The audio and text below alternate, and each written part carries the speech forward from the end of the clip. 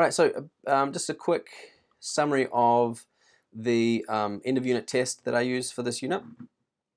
So in your in the file, the introduction, if you go to assessment, you're going to see a couple of different files here. Now you've got these are PDFs and Word documents that they're exactly the same. The reason these are PDFs is because it makes it easier to add to the workbook file if you want to. So practice test. Oh, let's just have a look at the. Oh, hang on, I'll do this one. Practice test. Okay. So it's 4 parts: defining key terms, and then short answer questions. And these are a couple of the guiding questions.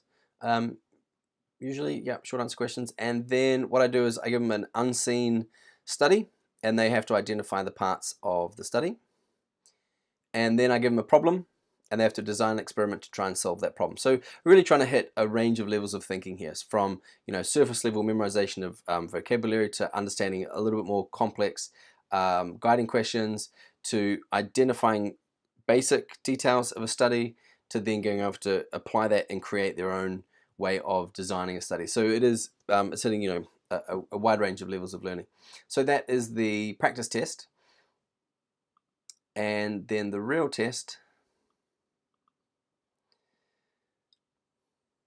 is here. Okay, it's out of 25.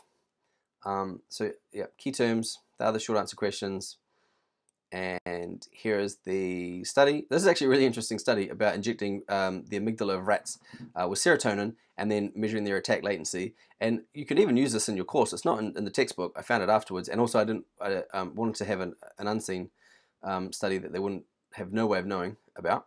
But yes, pretty interesting study. And then, yep, they identify the parts here, and then the problem here I've given them is, right, does watching TV make children healthier? And so then they have to summarize, right, well, how would you actually test that experimentally? And then they identify some parts. All right, so that's the test. So yeah, if you like, what I like to do is I get them to do the practice test, and for practice test for homework, or at least before the test begins, and then just mark that as a class. I don't collect them and mark them individually. It takes too much time. But yeah, very simple. That's the test.